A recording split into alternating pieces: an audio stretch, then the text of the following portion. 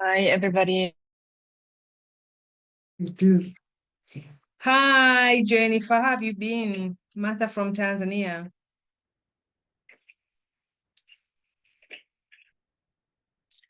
We will be starting in a few minutes, so please bear with me. In the meantime, feel free to introduce yourself in the chat. Let us know where you're joining us from, what is your business, and yes. And if you want to share your social media or websites, that would also be great. Thank you.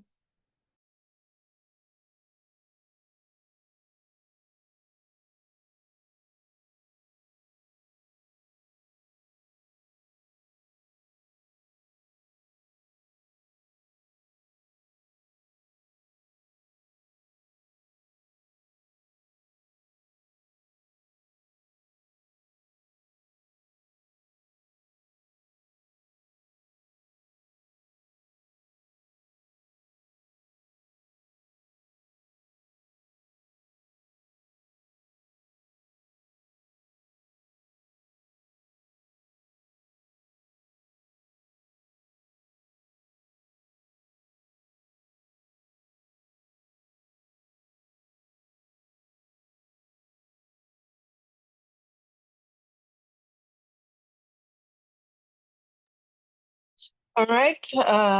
Good morning, good afternoon, good evening, depending on where you're joining us from.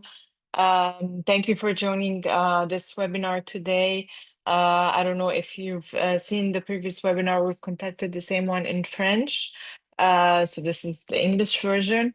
So basically today we're gonna learn more about Africa Trade Gateway, which is a strategic digital trade ecosystem that was developed by Afreximbank to strengthen your capacity in trade, specifically for businesses or SMEs that are located across Africa, to help you enhance your service delivery and really contribute to growing your market and being able to use their payment options, which they will tell us a little bit more about in a few seconds. Today we have a few people from Afreximbank from the team, but the first speakers would be Kenneth. Kenneth has experience in digital finance and international trade. He works at the moment with Afreximbank to support banks, financial institutions, and African SMEs, where you come into play to develop digital and commercial strategy aimed at accelerating their integration into regional and global value chains. So he has expertise in digital banking, structured finance, and economic diplomacy to help his partners adapt to the evolving regional and global economic landscape. Hi, Kenneth. Can you hear me? Yes, I can hear you. Can you hear me? Okay. Yes, all good. Feel free, the floor is yours if you want to share your screen or Perfect. anything Thank you very else. much. Thank you very much. Thank I you. think you did the presentation of everything perfectly. I will just share my screen quickly. Today will be a very good one because I know we have very good numbers of SMEs and corporate across Africa, and especially in the Anglophone regions. So I will be going straight to the point. I have some experts that will be joining and giving some insights. And if you have any question, I think you can write those questions on the chat, and I will provide any answer that is possible as soon as it's coming. I will now start by sharing my screen quickly. You will be seeing a presentation about the flagship initiative of Afreximbank, the Africa Trade Gateway. And as soon as I finish, I will give you an idea of how you can join us if you are interested in joining. So I'm now sharing my screen.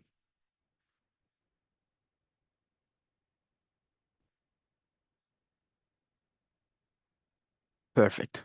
So the Africa Trade Gateway is the flagship initiative of Afreximbank to actually showcase digital solution altogether in a single ecosystem where we as Afreximbank, we now help you to have one single account and have access to a community of businesses, banks, and trade partners working together to make the Africa Trade more predictable, secure, and efficient. So what we do as Afreximbank, given that we are the Pan-African bank coming into play when it's a matter of trade finance, is that we combine digital solutions to help you match with sellers across Africa, to help you trade with verified partners, and to pay in local currency when there is a need, or maybe have access to market information and regulation, aka data, trade data, market insight, and anything related to the AfCFTA regulation in real time. So this ecosystem is powered by the Afreximbank and the AfCFTA, which is making it very well known and secure. So how does this ecosystem help you? I would just maybe give you an idea of when or maybe a buyer or a seller. Let's say in this case, you are a buyer, you have been introduced by a local partner. In this case, maybe you have been introduced by the Nigerian Association of Manufacturers, and you have been introduced to ATG. You just have to log into the platform, attend any of our onboarding session through whoever actually sponsored you. And let's say you are really interested, you want to join. We'll create your account in 15 minutes. As soon as you share the documentation, you will have a dedicated account manager that will help you. And then now you need a high quality packaging for your soybean export, meaning that you want to export soybeans and you need packaging.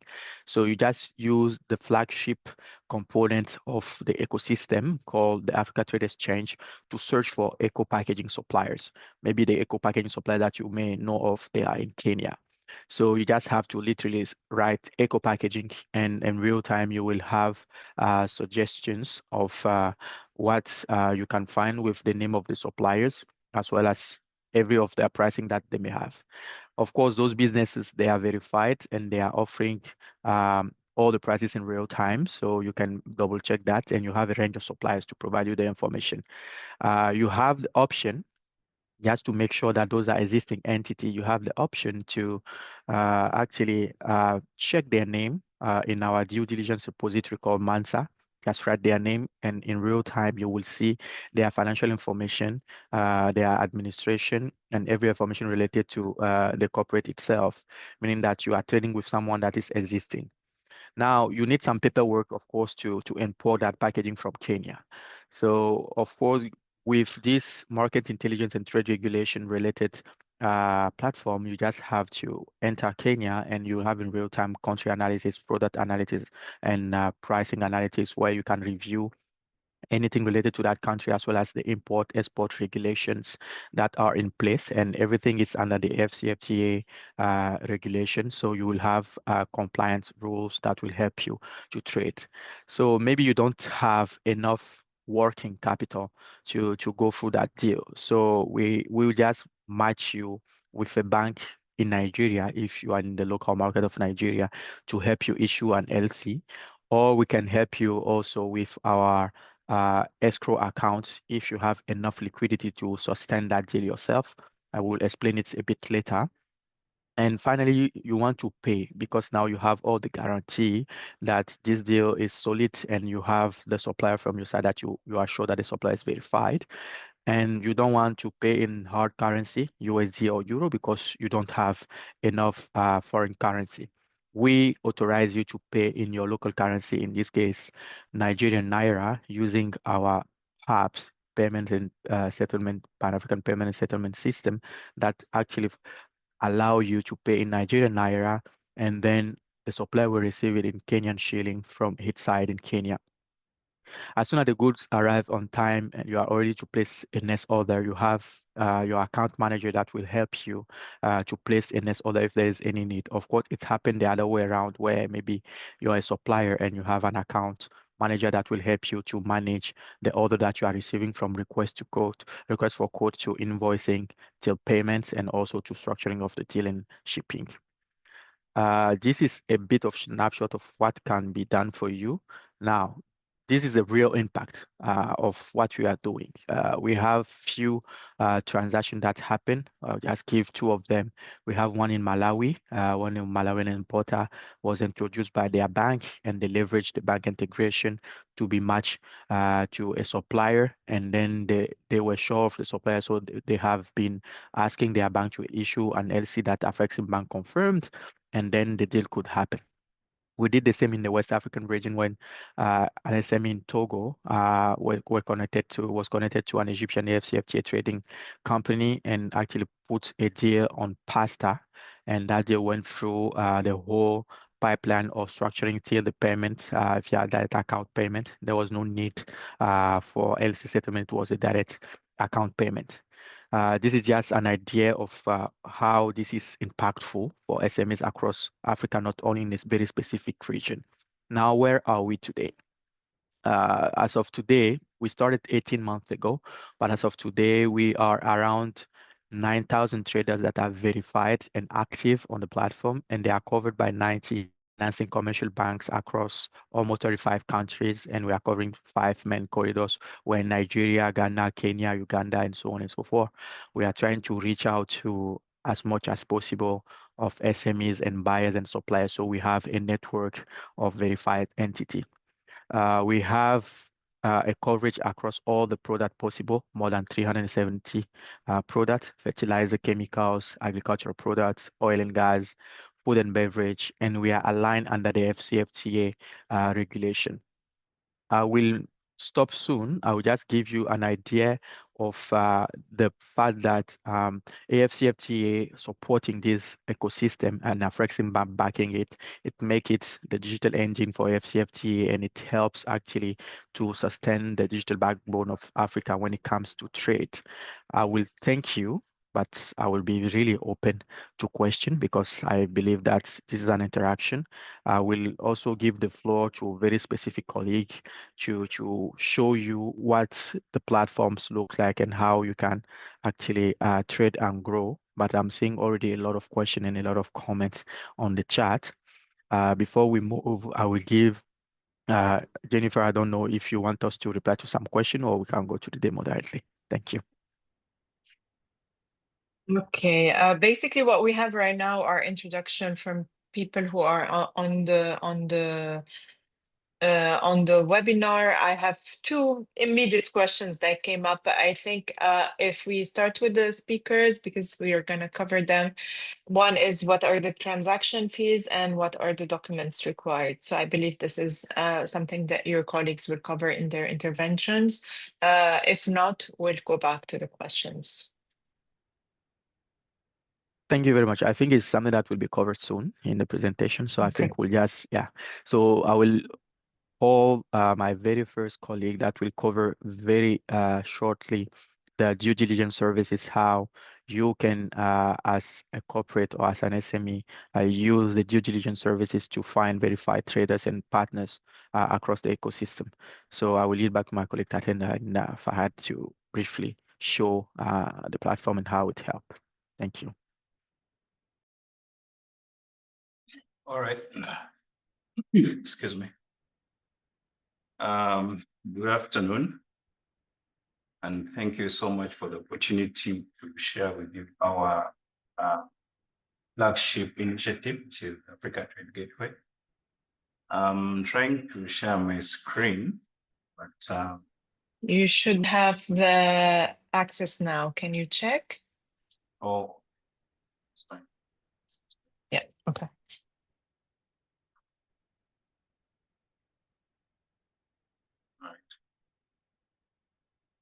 Okay, so what I'm going to be sharing shortly is what we call ATG for due diligence, and basically what this tool on the ecosystem, just maybe to reiterate that the ATG is a system or an ecosystem of digital tools come together to support trade. So the ATG for due diligence is what we call MANSA. MANSA is the name, but what it brings to the ecosystem is due diligence services. So allow me to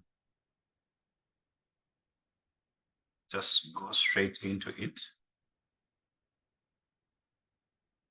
All right, so this is what it looks like. It's also web-based. Remember, all these are digital tools. And what this system helps us to do is to profile businesses that are coming onto the ecosystem. Because trade starts with information. You're not going to trade with entities that you do not know. So the ATG for due diligence gives you that comfort that the businesses that you're going to deal with, that you're going to trade with, actually do exist. So I'll just quickly give you an example of what a verified business looks like, and maybe also run through the kind of information that we collect. Okay, so mind you, this is the live environment. So you have the option here to search for an entity because of data privacy and all. I'll use an example for Afreximbank. So second. So you'll be able to see, of course, the logo of the business, the name of the business, where is this business located, the website, the emails, the phone number, and also give you a short summary of what this business does. So for example, you can see for Afreximbank. And then down here, you're able to see 6 categories of information. So this is information that we collect from financial institutions, SMEs, and then corporates.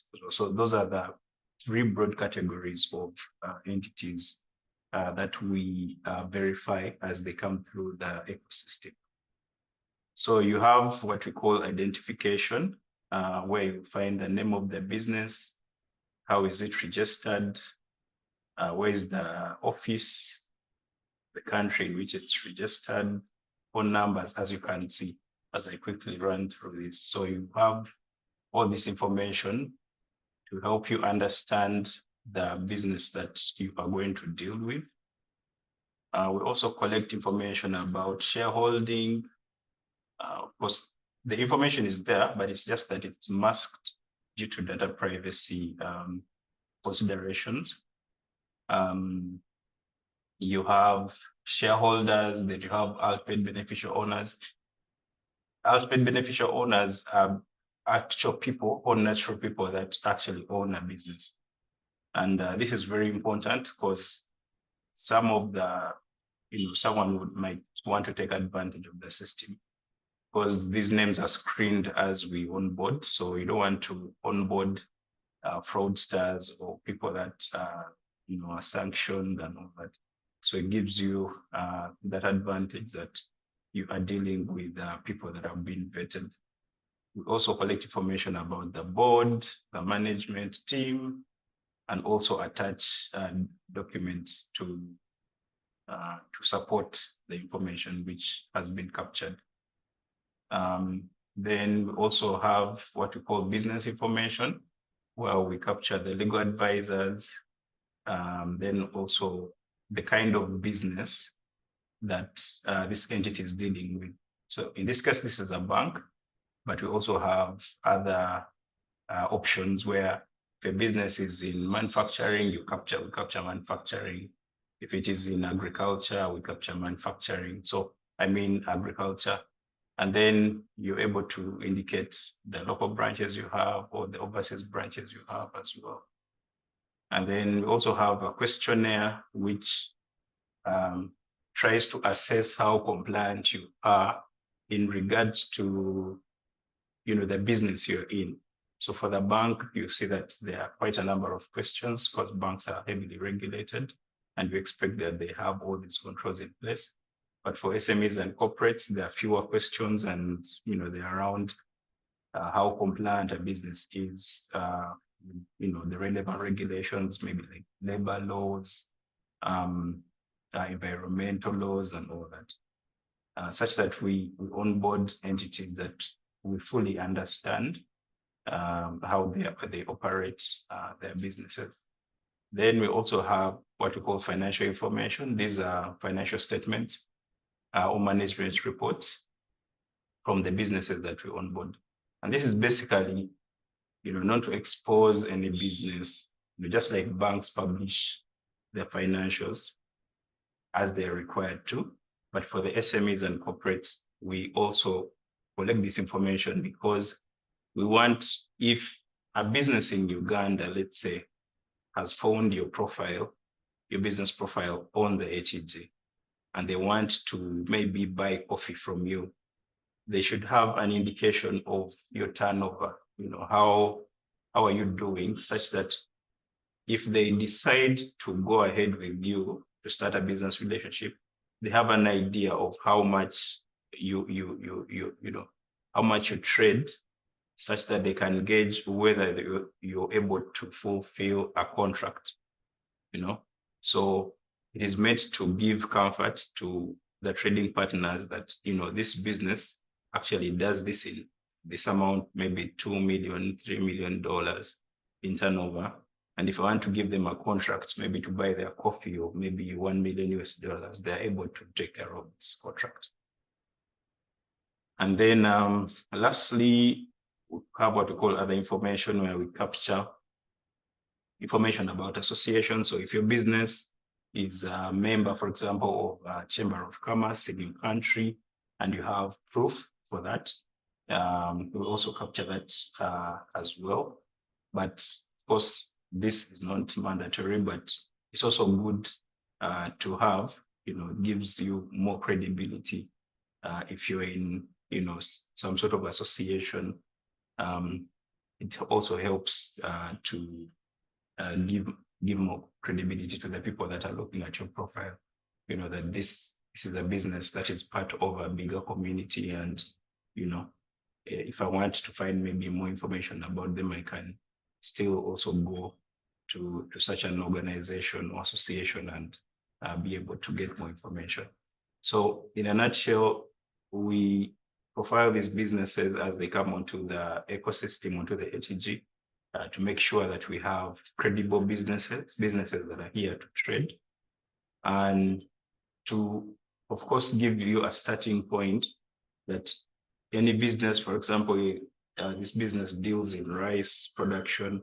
If I start to engage with this business, this is an actual business and owned by actual people, and they have an address, and then you can start from there to start a business relationship with them. The information goes through an annual update, because we want that every time you go to the ecosystem, you're able to find up-to-date information. So I'll maybe stop here for now, and I'll be available to take on the questions as they come through. Thank you.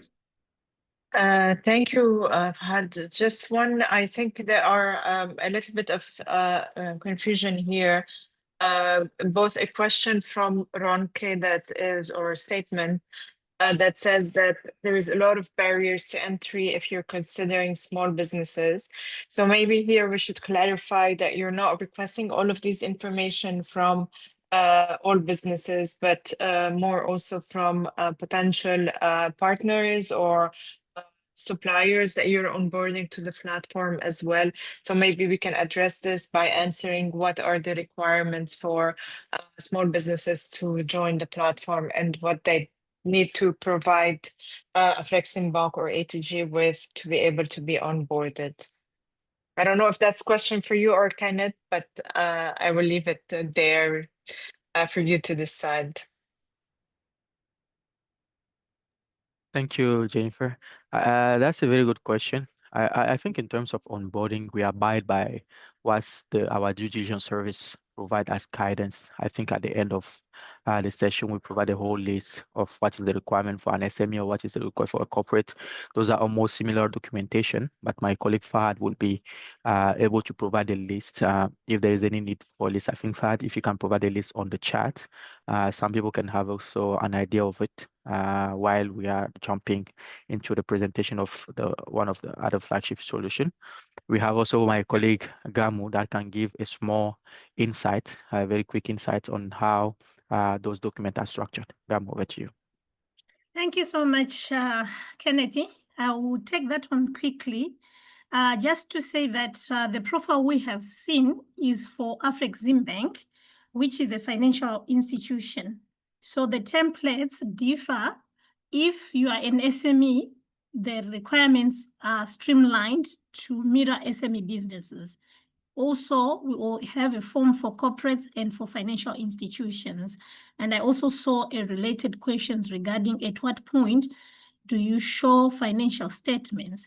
Let me say that the platform allows whoever is onboarding to request for masking of any information they think is sensitive, and they would want to know who is requesting to view it.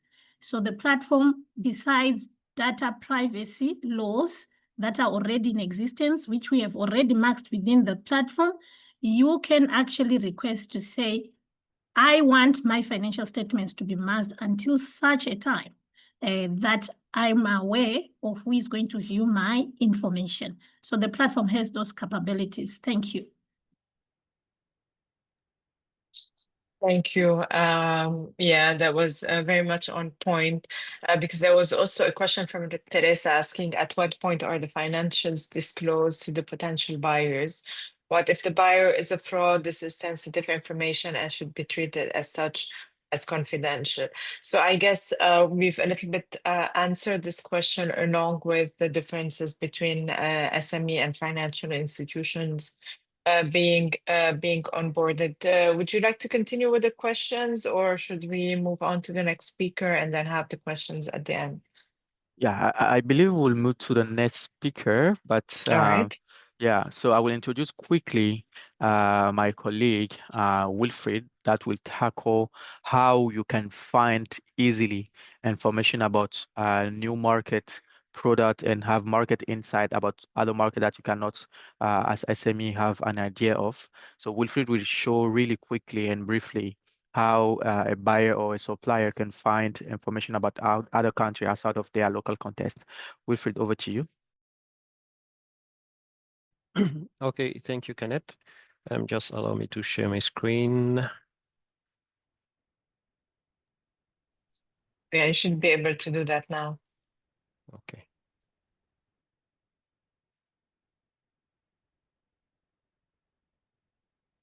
Okay, good. Just confirm you're able to see my screen.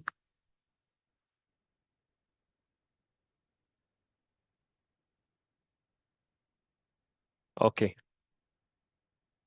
So I guess you're able to see my screen. So I'm going to walk you quickly through the market intelligence piece of the ATG, which is Trader. As you know, ATG is an ecosystem constituted of many solutions, Mansa, that has just been presented by Fahad. So from your dashboard, you just navigate to ATG for market intelligence, and you will land on this page.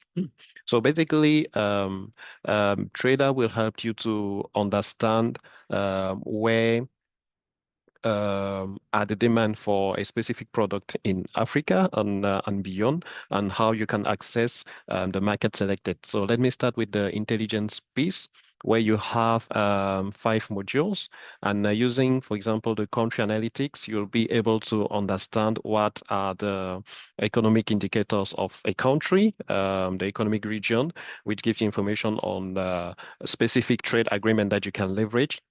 And also, you'll be able to understand the trade dynamics. What are the top imported products? Currently, we are looking at Kenya. In Kenya, these are the top imported products over the years selected.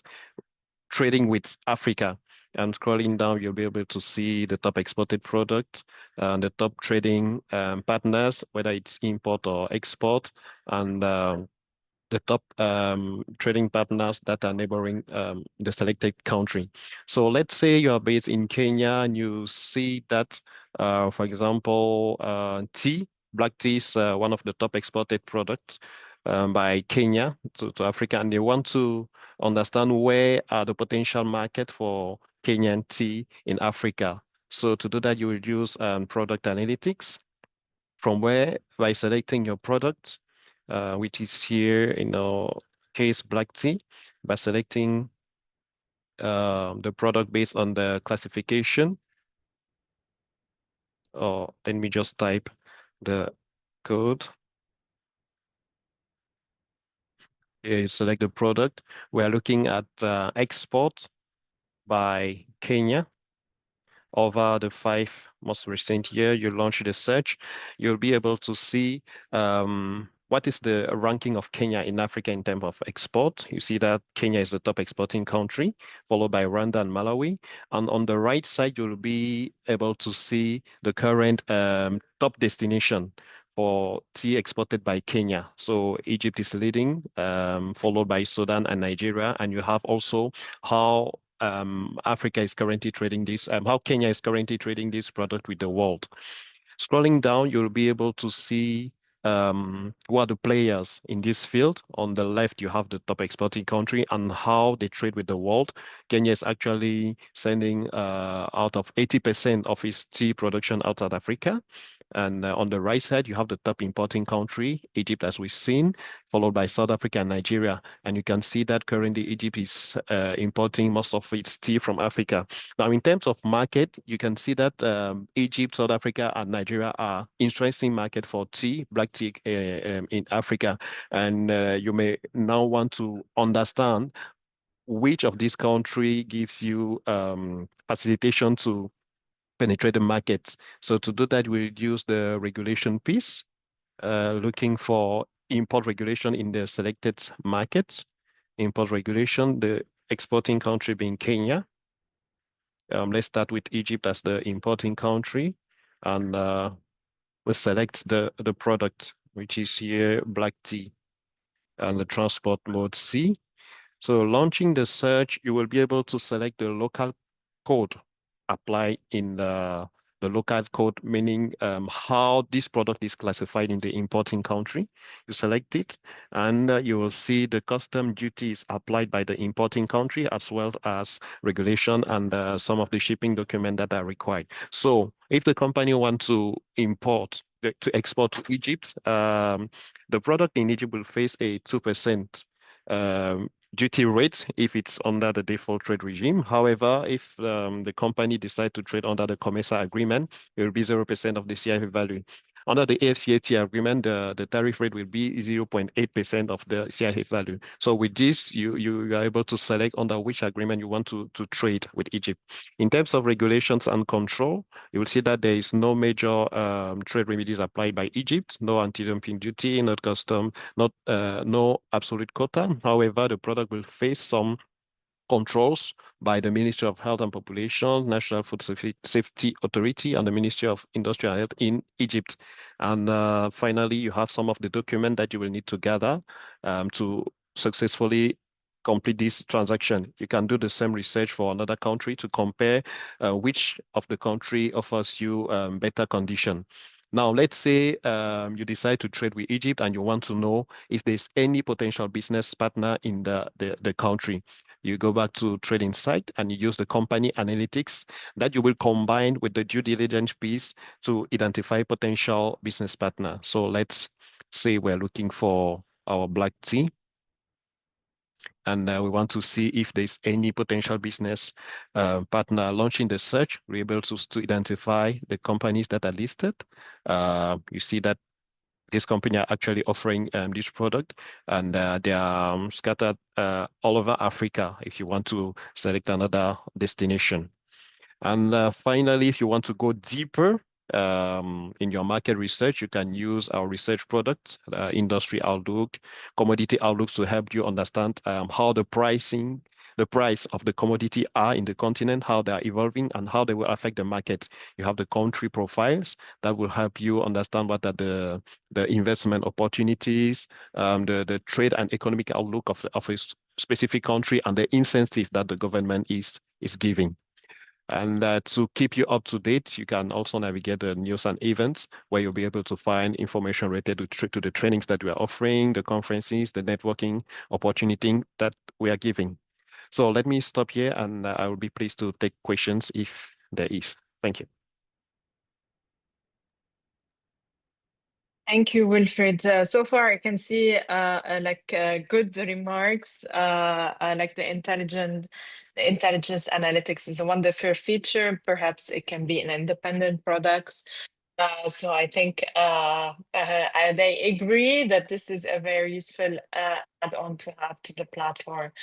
I don't know if we want to start answering questions. Like I have some general questions, or we continue with the speakers, and then we'll move on to all of the questions at the same time. I believe we can continue with the speakers, given that the question, by replying to them, all of them at the same time, people may have more insights in the continuous flow. Okay.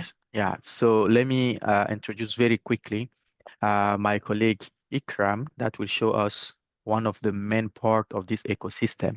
So after finding information about the market, the product, and the pricing, and verifying counterparties that you have found on the market and making sure that you can trade with them, you now need to really trade with them before maybe talking about anything related to payment in advance or local currency payments. So let me introduce my colleague Ikram, that will show us how, as a supplier or a buyer, we can onboard ourselves on the trade ecosystem and start trading as soon as possible. Ikram, over to you.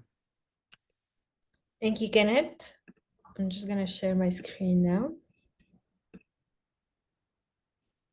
Can you confirm seeing my screen? Few more seconds. Yes, we can. Perfect. So as Kenneth mentioned, so ATEX is a B2B and B2G e-commerce platform. The role of ATEX is to connect verified suppliers with verified buyers. So how we get started on ATEX? So first, we click on Get Started. It takes us to this page, and that's where we fill all the necessary information. We have the company name, the first name, last name of the representative to be onboarded, email address. You can generate a password, create one, phone number, and then you can choose between two accounts. So we have the exporter account and we have the importer account. So the exporter account enables and allows to upload the products and purchase goods if needed, while the importer account enables to buy products and request financing or logistics services. We can note also that importers can also register as exporter if they decide to sell products on the platform, and I'm going to show you how later. So once all the information is completed and the business license is uploaded, as it's a way of verifying the company, once this is all uploaded, you can click on sign up. Then we receive the information, we review and approve the application. So once you get logged into the platform, so as an exporter account, so that's the exporter account basically, that's the dashboard where you can track all the total revenues, the total orders, and the total products sold during the last 7 days. Then we have you can upload your products. So you can just click on product catalog, which takes you then to this page. And that's where you fill all the necessary information, like the HS code. And we already provide a list for the HS codes. I'll show you here. If you click on HS code here, it takes you to this list. So you just type the name of, you type the product you'd like to upload and to add to the platform. Then you copy the HS code suitable for your product, and then you paste it here. Then all these information gets filled automatically. And then you fill the other information as the prices, the Incoterms, the quantity. You can have an image of the product and more information, like a small description of the product if you'd like to. Then once this is uploaded to the platform, and there is a request from a buyer, for example, then it moves, you receive it here as a quote, and you'll be able to either accept it or reject it. And something that I forgot to mention, that there will be like an account manager dedicated to you who will run the discussions, who will be able to support on the uploading of the products on the platform, the discussions with the buyers and the other suppliers, and so on. So once you accept the quote received, it will move to orders and will show up right here. And then once you want to switch from the exporter account to the importer account, you just click on the buyer dashboard. That's where it will take you to the importer account.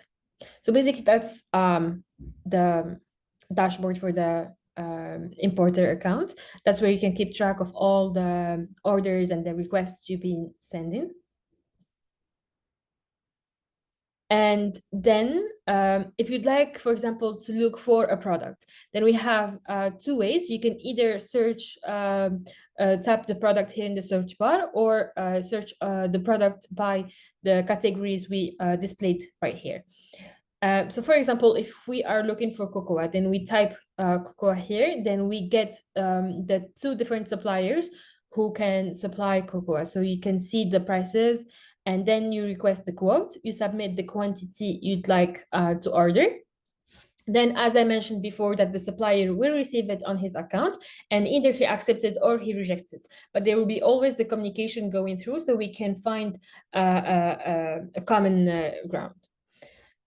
So once the quote is sent, for example, you will track it here. For example, these ones are being in process, so it's still open, so which means that the exporter did not accept it or reject it yet. But once it's accepted from the supplier, then it moves to your orders, which is this page. So for example, these orders are being placed. So which means that the the exporter already accepted the quote. So that's how the platform works. I think it's super simple to upload the products on the platform, or look for products if you are interested to import. But please, if you have any question, I'm here to clarify any doubt.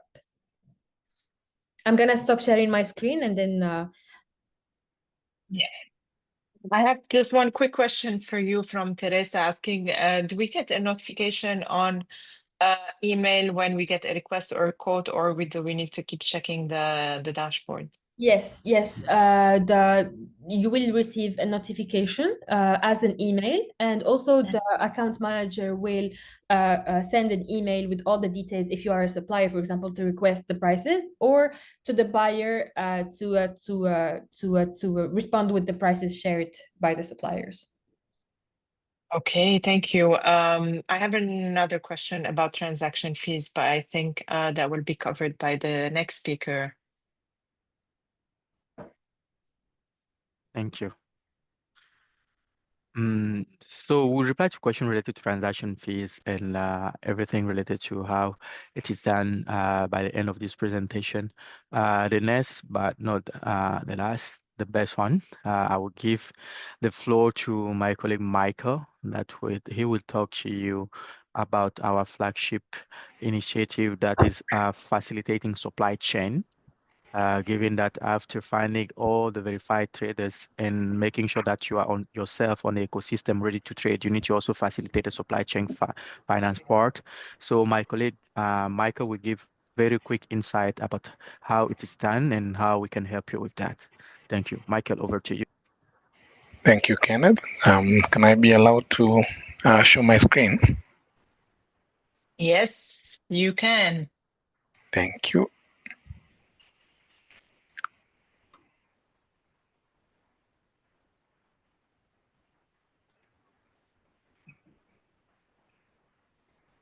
Just give me a sec.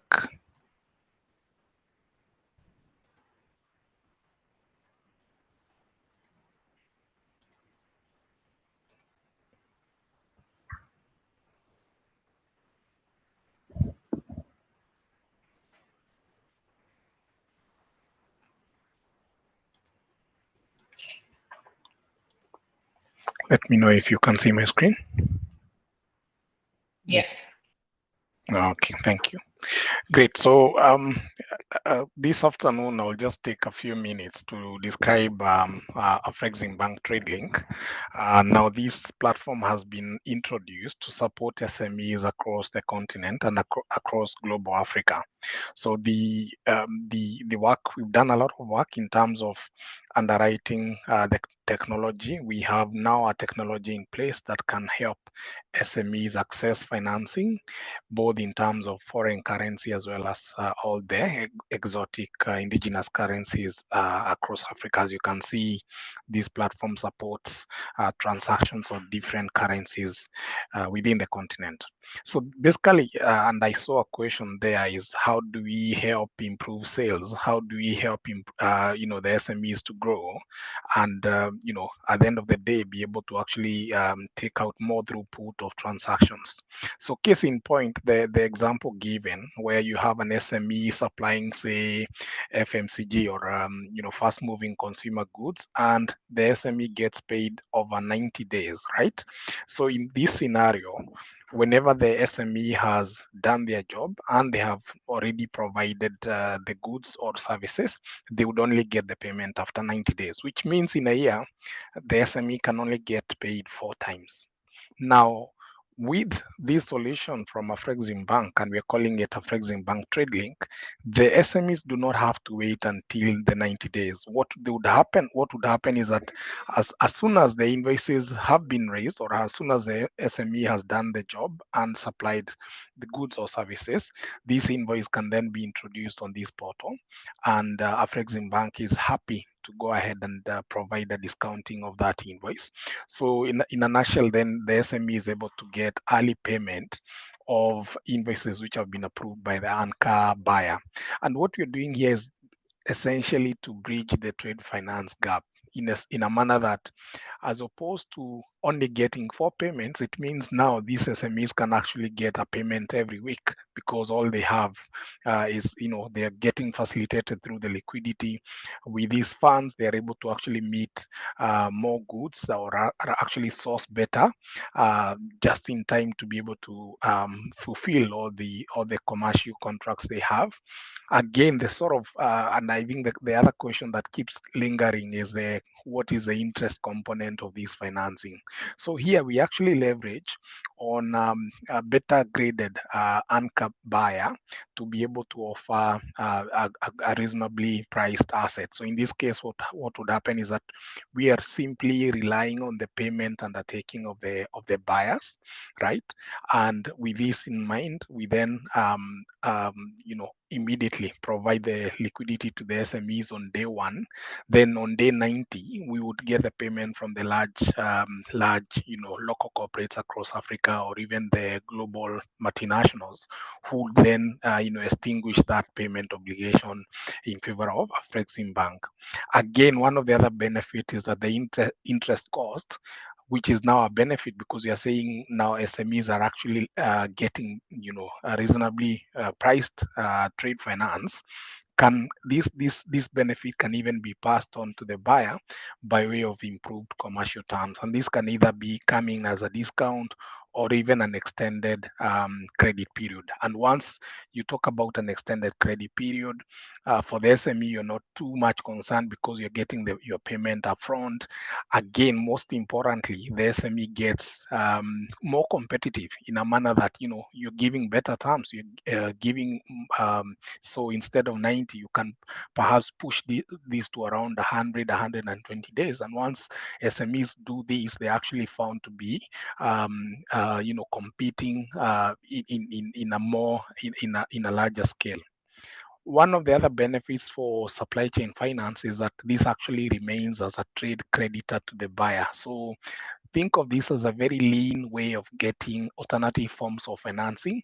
And in this day and age where collaterals are becoming thinner and thinner, they are not even accessible, then you're talking about us using the technology to be able to actually provide alternative forms of financing without really having to go through the perfection of securities, asking for lengthy or overburdening requirements or stringent requirements for the SMEs to access this form of financing. Lastly, this solution helps the SMEs to unlock a higher percentage of the invoice. So traditionally, invoice discounting, most commercial banks would lend, say, 70% of the invoice value. Now, with this solution from Afreximbank, we can actually unlock the entire 100% of the invoice. The benefit in this case and the difference here is that the Afreximbank is happy, with the risk of the large corporates, and therefore has no reason whatsoever not to, allow the entire, funding to go to the SMEs. Of course, less the discount margin, which is taken upfront. But then the point we are making here is that comparing this with what has been traditionally offered as invoice discounting, here you can actually access more sources of financing. So this is the platform. I just wanted to log in as a buyer, and I show you how the buyer logs in and sends through a request. If you just give me a minute, I'm just now trying to log in as a corporate buyer. What is happening in this case is that the buyer would have gotten these invoices submitted by the SME, and these invoices would be for goods or services supplied. And as soon as the buyer has verified that indeed the goods have been well received, the buyer is then given access to this. So we'll provide access and training to the buyer to be able to access and provide the details that we need for us to be able to do the financing. So here I'm just going ahead to log in by way of putting a token, as this is just for security purposes. And I'm in. Okay, so here the most important screen today, because of time, is just to show you this ledger upload. And basically this is just a record that the buyer would have created, denoting invoices which have been raised and have been approved for payment at a later date. So I'll just go and access that file, which the suppliers or the SMEs have provided. And as soon as I click on that button, you can see this record has since been uploaded. So in a few seconds, in a few minutes, what will happen is that now this record will now flow into Afreximbank, and it means that Afreximbank can go ahead and discount those invoices to the benefit and credit the supplier's account. So there is only one instance of maintenance that is done. So the supplier bank accounts are set up at once. Also the notifications, we have reports that as soon as the buyer uploads a record, the SMEs do not have to log in. What would happen is that they would actually get a notifications on email that the buyer has already provided a record. As you can see, these are fairly small invoices, 5,000, 6,000. This is one file that contains about 6 payments, and this means that ahead of due date, which is for instance 5th of August, Afreximbank can go ahead and discount these invoices to and credit the SME's account. So what would happen is on due date, then the anchor, the local corporate would then make good these invoices by settling the same in Afreximbank's account. So just to give you that workflow, we already also have a different workflow, but I won't bore you with details. The icing is, there's a lot that we can discuss, but I think I'll just donate some time so that we can have some interactive questions from the floor. Thank you. Back to you, Ken. Yes. Thank you, Michael. Thank you, Jennifer. I think everything is already said. We gave a lot of insight today. Just to give an idea to the attendees, it's just that all of those services that we are showing, you have access to them in one place. So you don't have to create different accounts. You don't have to go through different processes. It's one single process to have access to all those services in one place, meaning that if you want to check a verifiable traders or a company, you just have to log in with your own email address and password and confirm your OTP, and you have access to the due diligence service or the market intelligence service, as well as the e-commerce. So all of that, you don't have to go through the hassle of log in, log out, and so on and so forth. So thank you very much for your time. We can go now to the questions, if there is any, and we can reply and give more insight. All right, so I'm going to start from the beginning. Okay, let's. I noticed, Kenneth, we didn't cover the payment and facilitation with the payment with the that you've mentioned before. Do you want to go through that, or we will answer the question? I'm sure there are a few questions about payment. Yes, definitely. So you want to talk about after finalizing the trade when it comes now to the payment side, right?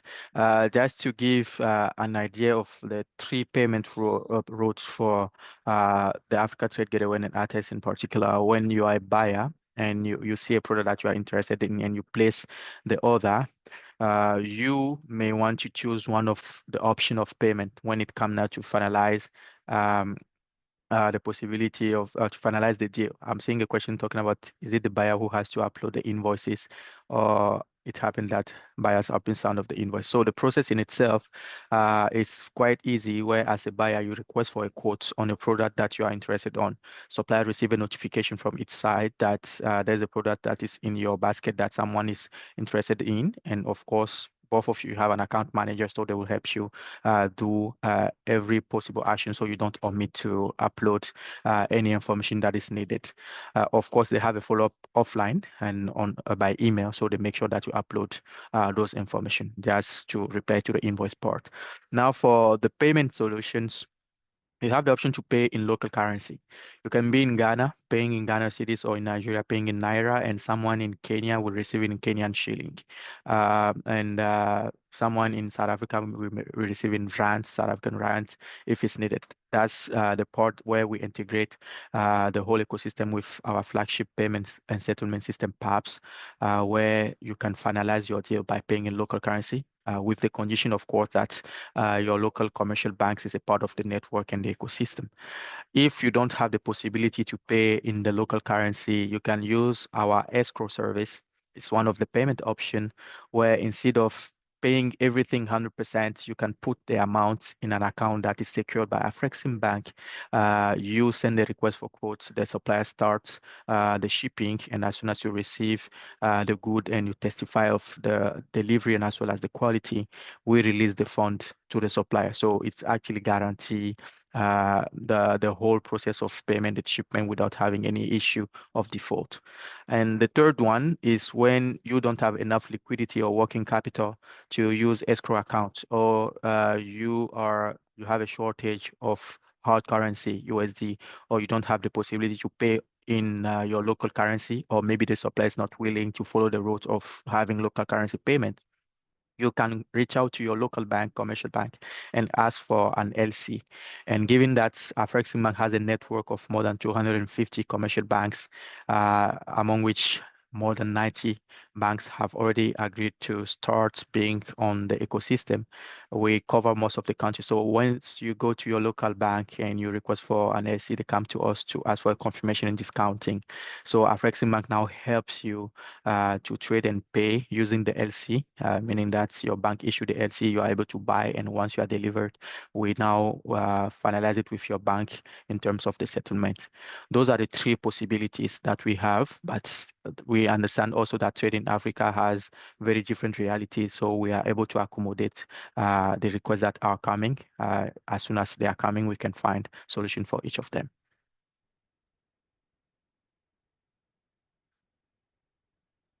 All right, I think the questions are rolling now. Mostly due to the payment conversation.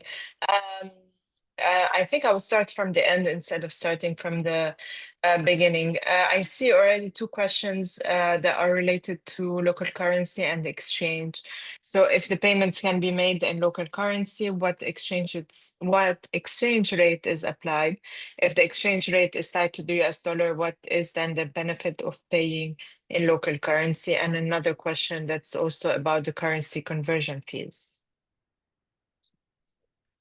Thank you very much. I think just to make it clear, the rate is a rate that our PAPS initiative has with your local bank. So to tell you the truth, the rate actually varies in terms of the regulation inside your economic zones. Rate that you may have in the WAMU zone is different from ECOWAS, is different from what we'll have in East Africa as well as what we have in North Africa. So it really depends on the part that your bank or local bank will discuss that with Afreximbank. So I cannot give an exact rate. So it also depends on fluctuation of the latest rate of the dollars or the euro equivalent to your local currency. So it's very volatile. But what we do as Afreximbank is that we make sure that there are some deposit across all the regions that we try to maintain. So we actually allow that the most competitive rate is given to anyone that is interested in the local currency payment part. And of course, we always share the rate with your local bank that we onward share with you, so you are aware of the rates and you can agree or not before moving forward, so you are not surprised. Okay, thank you. I have another questions also when it comes to the escrow. So how much are the escrow fees in that case? Thank you very much. For the escrow, what we do, we have three possibilities, right? Given that I will first reply to the question of the artist platform fee. There was a question at the very beginning about the platform fees. The platform fee on itself depends on the pricing of your goods, but we don't go more than 3%, meaning that we have a minimum of 0.5% to a maximum of 3% of the total value of the good that you request for quote on. That's the platform fee, which is sometimes a bit very minimal. We try to minimize that fees as much as possible, given that we already know that you may explore other route in terms of payment that will add additional fees, right? Now, when we reach the escrow, we have range, right? And it depends on the type of good and the different countries and so on. But if you have a good or a request for quote is less than $100,000 or $10,000, the rate may be between 1 to 3%. It can be more, but this is just a kind of, let's say, baseline that we put of not going more than 3 to 3.5%. And of course, you have case by case basis where some of the good, they really have some risk related thing, or maybe you are a new supplier, so we don't really know your history. So the escrow service may be a bit more costly than someone that is existing on our platform, and we already know their operation, so we cannot give them rates for beginners. But what we do is, as much as possible, we try to accommodate SMEs and MSMEs, and we try to reduce the fees to make sure they trade at least once so they can get used to the platform, and then we can now use them as an existing client, so we can just reduce the fees as much as possible. All right, thank you. That's quite interesting question from Teresa. She's asking if it's possible for payment to be channeled to the exporter's e-commerce platform, or it must be solely since the processing.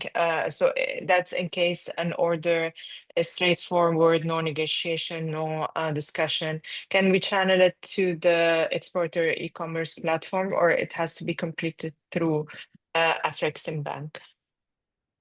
Yeah, the short answer is it has to be through Afreximbank channel, given that we need to keep both sides on the same platform to ensure that there is mitigation of risk. As soon as it's outside of the ecosystem of Afreximbank, it's a bit hard to control what is happening.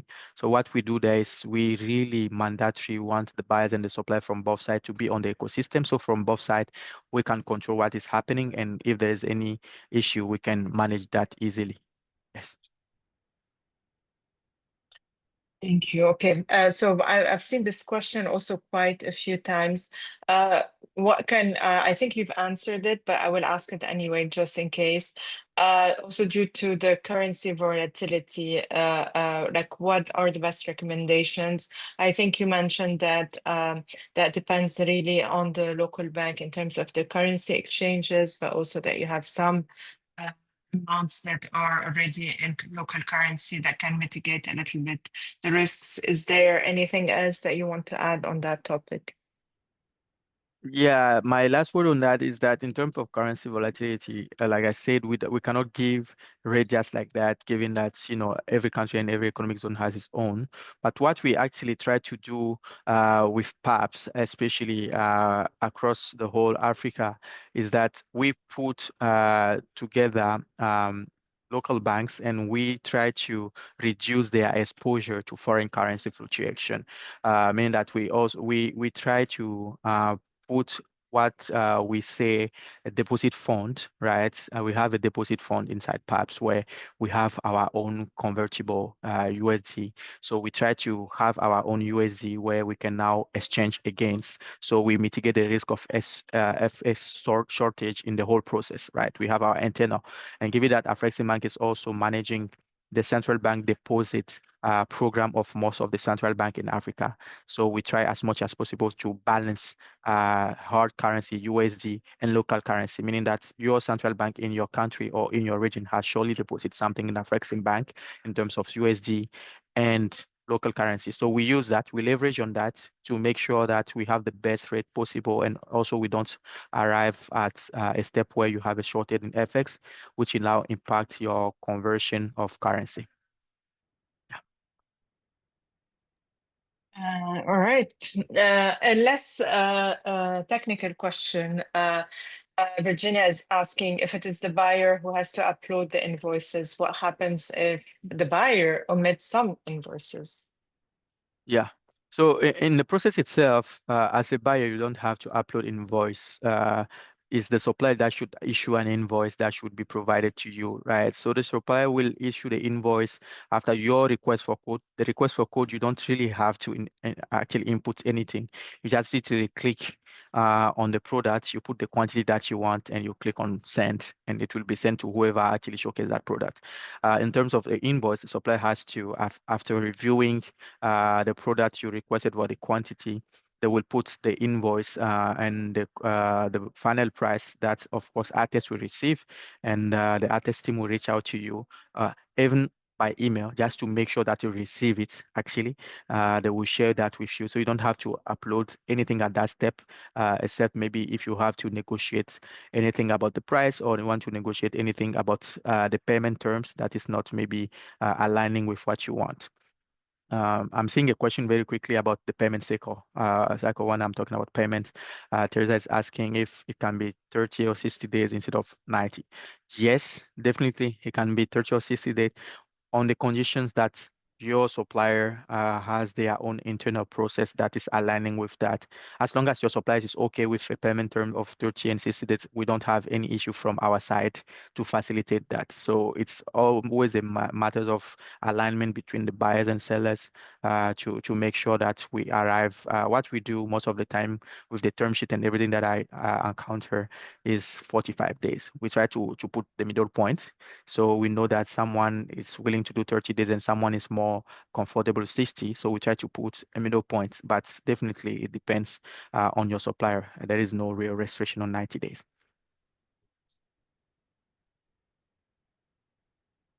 All right, thank you, Kenneth. Before we continue with the questions, I know that we've passed 8 minutes past the hour. I'm gonna launch a quick poll on the platform. You should be able to see a pop-up for everybody on the Zoom call. If you can take just a few seconds to complete it. It's 6 questions, super fast, but it will help us know whether you found the information shared during the session today interesting and valuable for your business, and we'll continue with answering the questions in the meantime. There's a question from I'm going through back and forth the beginning and the end from my colleague James from ITC on the size limitations or guidelines that are offered for transaction on the platform. Do you have a minimum order quantity? If you could talk a little bit about logistics and the shipping, how are these handled? Are they done outside the platform, or are there any plans to integrate shipping as well? Big question. Thank you. Yeah, the very first question is easy to reply to. We are really empowering SMEs and MSMEs across Africa, so we don't have limitation Can you hear on the. me? Yes, can you hear me? Yeah, okay. Okay, perfect. So I was saying that the very first question is easy to reply to. We are empowering SMEs and Yes, MSMEs yes, in sorry. Africa. Um, Yeah, so given that we are empowering SMEs in Africa, we don't really put minimum order. Of course, you may not be able to order for 1 kg, but what we do is we put already requirements on the platform where you already know the minimum that you can order, but there's no real restriction on that. You can just go on the platform and request for a quote for any quantity that you may want, given that we know that some of the buyers, they start by a sample just to make sure that they know and they like the product before going for a larger scale of quantity. So we don't have a minimum when it comes to that. Now about the logistics, yes, we have logistics service provider and arrangements on the platform. Given that it's an ecosystem, we give the option to each of the trade ecosystem actors to also tap into the opportunity. So we have a very specific service called ATG Connect, where you have a hub of freight and logistics with logistics service provider like DHL and others that are ready in China Shipping and Co.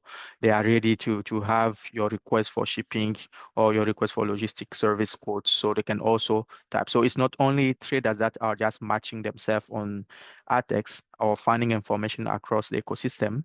They can also find other service providers to facilitate their trade, and it's already integrated. Now, I'm seeing the invoicing in Ugandan shilling and payment in local currency and the other. Given that we want to avoid fluctuation of rates, everything on the platform is in USD or Euro. But like I said, when it reached now the payment terms, given that USD and Euro is already a common payment or a common currency between everybody, you already know among how it can be in Ugandan shillings, on how it can be in Kenyan shillings. So you already have an idea. Now, what we do is when you choose now the local currency payment option, we now reach out to our team in payment and settlement to make sure that you have the most affordable rates possible. So you can now agree on the payment from there. I think that's it. I don't know if there is any other question. There's just one question earlier about point of contact in each country. I think you have a general email for everybody. If you would be able to share it on the chat, that would be very useful. Yeah, I think at the end of the session, you may have access to, it's a very straight to the point email onboarding at atg.africa, but we'll share that. We'll also share the document that I shared in position as a presentation, as well as some brochure that you may have to read through. And anytime you may need any more information, you can also reach out to Jennifer from ITC, or you can reach out to us. Don't forget to fill the poll. It's very important for us. It helps us to shape the whole questions and the whole structure of the webinars. The recording will be available as well, I think. So anytime you may need information, reach out to us and we'll provide the information.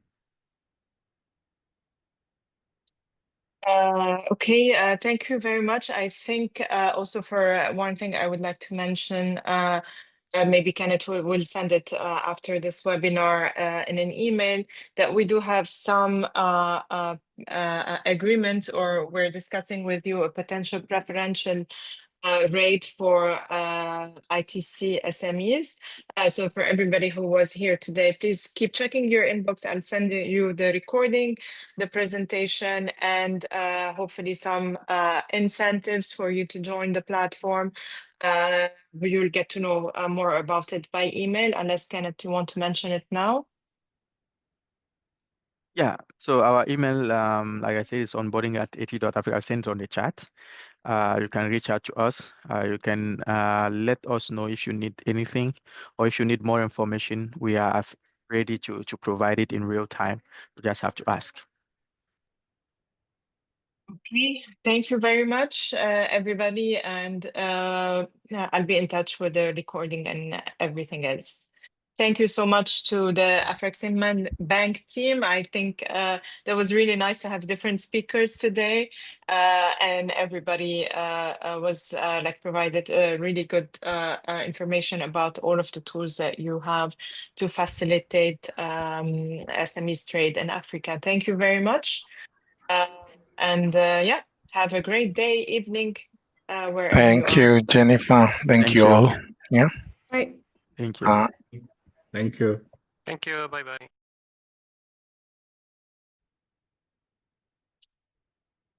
Thank you. Bye.